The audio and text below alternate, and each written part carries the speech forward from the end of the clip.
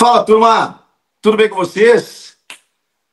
Bora pra live que o Corinthians vence muitíssimo bem o São Paulo no majestoso, eu ia dizer na noite desse sábado, né? Tô tão perdido que estamos numa quinta-feira.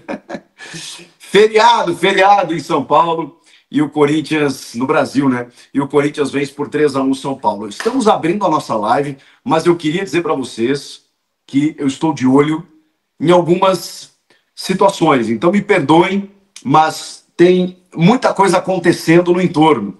Eu estou olhando também para a ponta de baixo da tabela. Tem, nesse momento, rolando Ceará Internacional, que é um jogo muito importante em termos de tabela.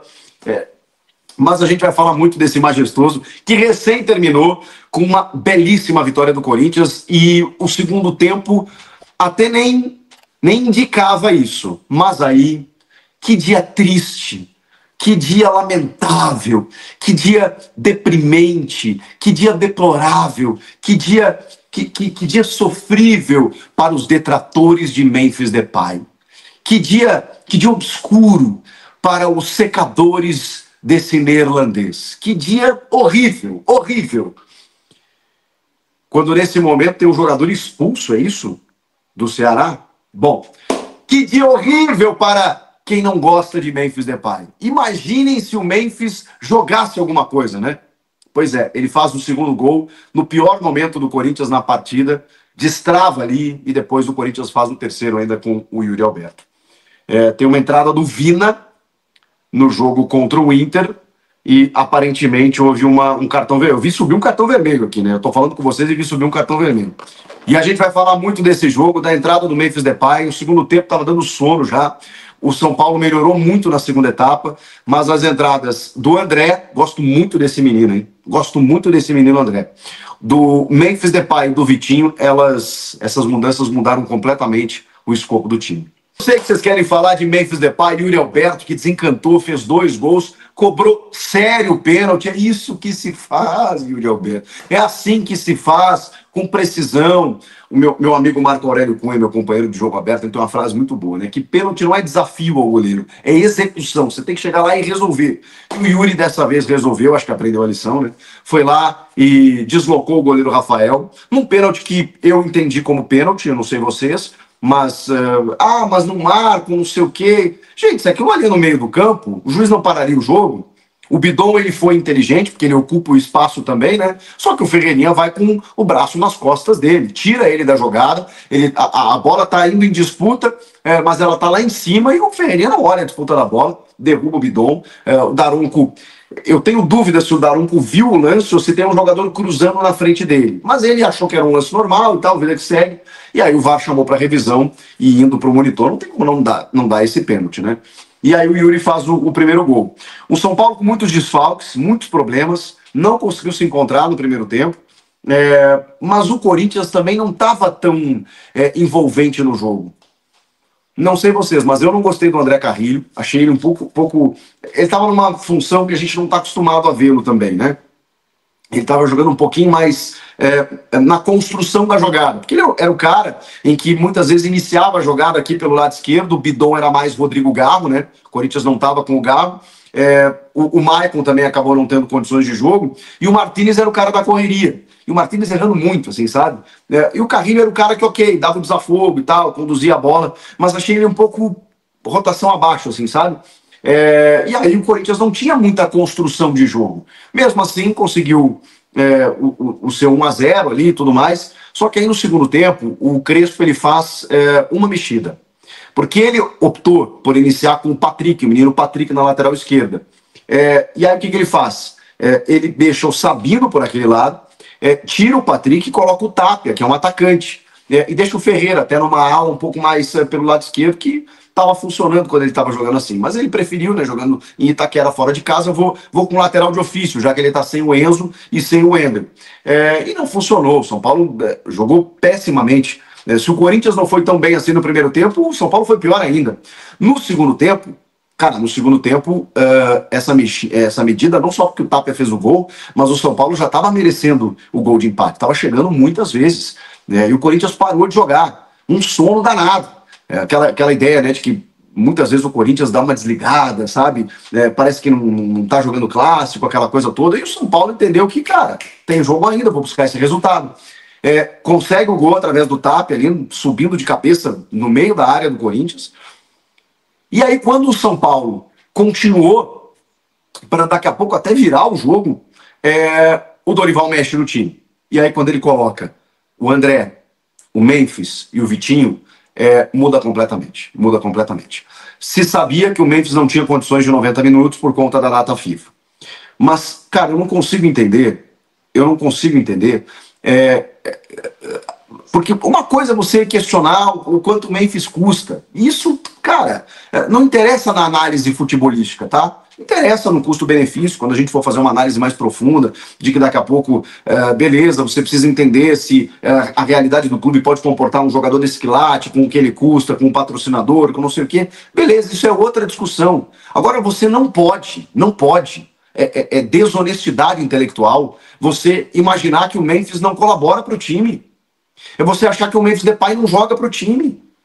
Porra, pega a história dele desde que ele chegou, cara. A arrancada do time ano passado, o título paulista, os grandes momentos em clássicos, em Copa do Brasil esse ano, contra o Palmeiras, em que ele esteve. Ele foi importante, porque ele é diferente. Ele é preguiçoso, ou ele passa um ar, preguiçoso não é isso que eu quero dizer. Ele passa um ar de marrento, de desleixo, de displicência muitas vezes, que inclusive este que vos fala, que bate quando isso acontece, quando muitas vezes ele dá um passe olhando para o lado e acaba errando o passe, quando ele entra meio que trotando, eu critico, porque esse é o jeito dele. Agora não dá para desconsiderar que o cara joga muita bola. O gol que ele faz, gente, o gol que ele faz no momento em que o São Paulo estava bem no jogo, que destrava o resultado, dando uma caneta no Sabino dentro da área e fuzilando o Rafael, é gol que nem todo jogador atuando aqui no futebol brasileiro consegue fazer. A gente sabe disso. E aí eu entendo a crítica quando, se você, torcedor, fala o seguinte, bom, mas eu preciso desse Memphis sempre. Beleza, aí estamos alinhados. Pô, eu quero que esse Memphis jogue todos os jogos assim. Estamos alinhados. Eu quero que esse Memphis apareça na semifinal da Copa do Brasil contra o Cruzeiro. Estamos alinhados. Agora não dá para você tapar os olhos e dizer, não, o Memphis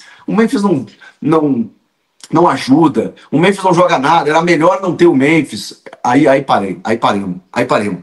Se você vai entrar na questão financeira, beleza, aí a gente vai fazer um seminário. Vamos apontar aqui, fazer um dado aqui, custo-benefício, quanto que o Corinthians paga, quanto que o patrocinador paga, quanto ele ajudou em gols, assistência, título paulista, vamos botar tudo na ponta do lápis. E aí vamos, tudo bem, o hotel que ele paga, não sei o que, o contrato, o motorista, o segurança. Vamos falar de futebol, porra. Vamos falar de futebol. Você dizer que ele não faz gols importantes, você dizer que ele não ajuda, aí, cara, aí é mau caratismo, porra. Aí é mau caratismo. Essa eu não aceito. Tá aí mais um clássico decidindo. E foi um gol assim, cara. Primeiro, um golaço no pior momento do time no jogo e que praticamente garante a vitória. Aí, na sequência, o Corinthians embalou, o São Paulo sentiu, que aí o estádio veio, né? Torcida, mais uma vez, 45 mil. A gente tá falando de um gol aos 40 minutos, cara. Até os 40 minutos estava 1-1. E tinha 45 mil pessoas lá apoiando e estava 1-1. E era um resultado, cara, que tirava o Corinthians de muitas situações. Vamos falar da tabela em seguida. E aí, cara, de repente ele faz aquele gol. Aí o Corinthians vai para cima. O Vitinho mete uma bola no ângulo. Que o Rafael fez aqui, ó. Pum, trave. E aí o Yuri Alberto vai lá e faz o segundo gol. Parece uma bobagem, né? Quando o jogador faz um gol de pênalti, que você fala, de pênalti. O pênalti, quando ele converte, né? Ele dá confiança. E o Yuri estava sendo muito criticado. Cara, nas minhas lives aqui, se vocês pegarem os comentários, eu estava sendo acusado de passador de pano pro Yuri, porque realmente ele não estava bem. Mas eu dizia para vocês assim, cara, o Yuri, eu não consigo imaginar assim, beleza, eu sei que o Guinegão pede passagem, acho que ele, antes das mudanças do Dorival, era um cara que estava ajudando muito, porque ele briga, ele luta, ele corre, ele é maravilhoso, esse menino é maravilhoso. Perdeu aí num gol no... Perdeu não, né? Perdeu um gol, né? No começo do segundo tempo, mas é uma jogada que ele tira o Sabino também da jogada. Ele dá um toquezinho, né? De costas, assim, ele consegue tomar a frente, chuta, só que ele chuta em cima do Rafael.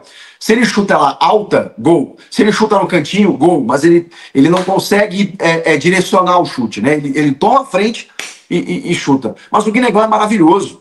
E que bom que o Corinthians tem no elenco hoje um Guinegão que pode substituir um dos dois ali, ou o Yuri ou o Memphis em algum momento, que pode entrar no segundo tempo, que pode ajudar.